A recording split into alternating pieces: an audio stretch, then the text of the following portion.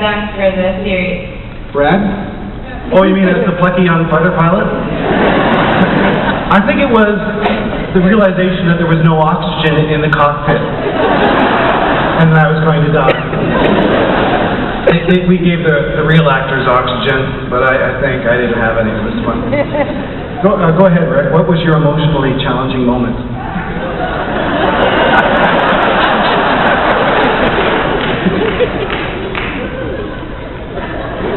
Other than now. It'll come to me. Should we skip? Emotion. That was the question, wasn't it? Emotion. Come back to me on that one.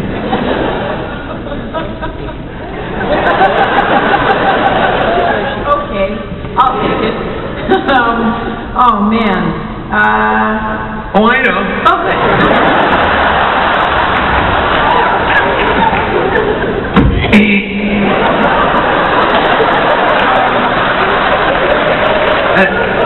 I got to do an episode many moons ago, early on in the run of the show, that answered the question and therefore unburdened the writers and me of having to deal with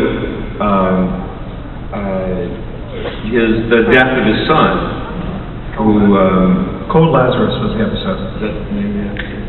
Yeah, there was some. I guess there was some emotion involved. That was pretty emotional. Yeah. Kid dies. Carrying a lot of baggage from that moment on, so. Well, yeah, that was emotional. That was 12 years ago. That was 12 years ago.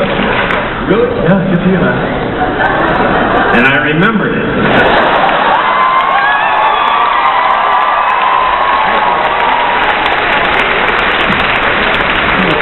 Yeah. Amanda?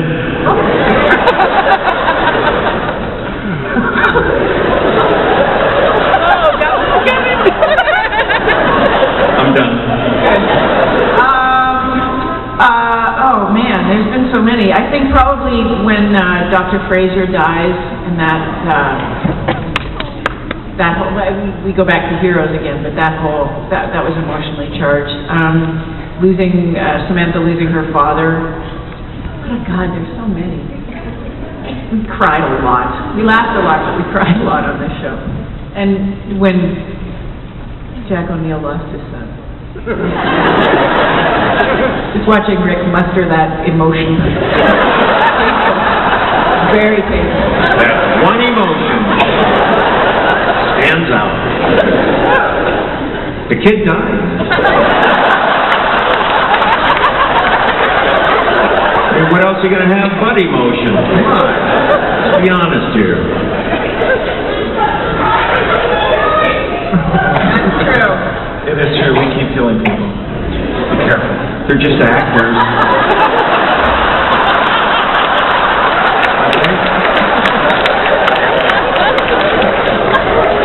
Michael? You know, this is very familiar territory. I want to say something poignant about some emotional scene, but being up here reminds me of the most emotionally difficult time I've had, which is working with Richard Dean Anderson.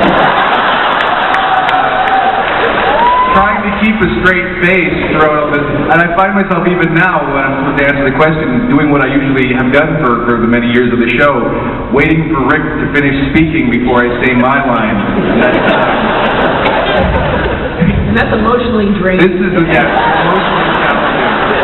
There was a moment in Abyss, you'll remember, that when Michael first came back and Rick had died about 6 times, and it was a Friday night, and it was your first day back with us.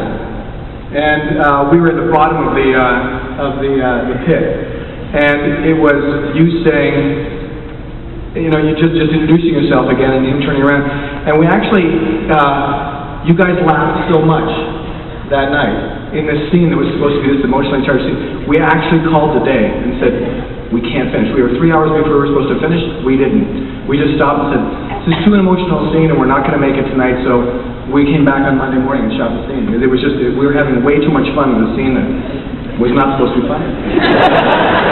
It's true. We've laughed a lot on this show, and I mean that in the best way. That obviously the repertoire that this group has, getting work done has been a bit of an accomplishment over the years. So.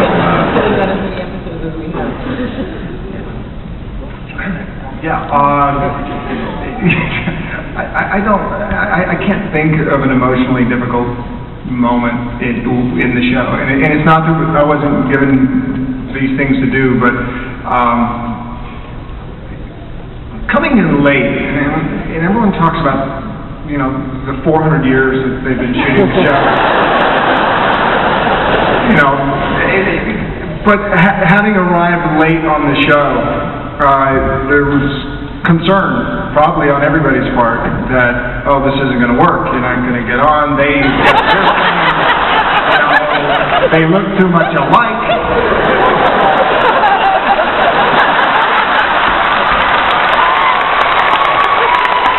Because after they fired Chris, they approached me for that job on 24. I told them for years I'm way blacker than you.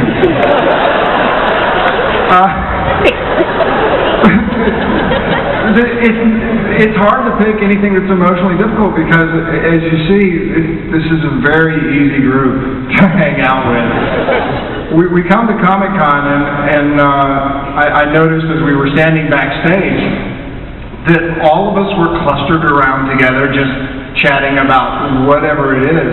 That you would think that after 10 years, at least Mike and Chris would have had enough of each other. They're like an old married couple. I don't know how their wives get a look at. They go out together. They talk about it. They come back, you know. And Lex is jealous.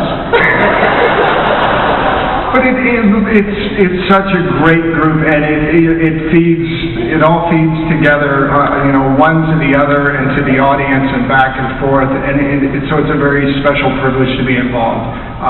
So I didn't answer your question, but I wanted to express that I'm eternally grateful to this cast, to Brad, to all the directors for having included me in their world and your world. So thank you.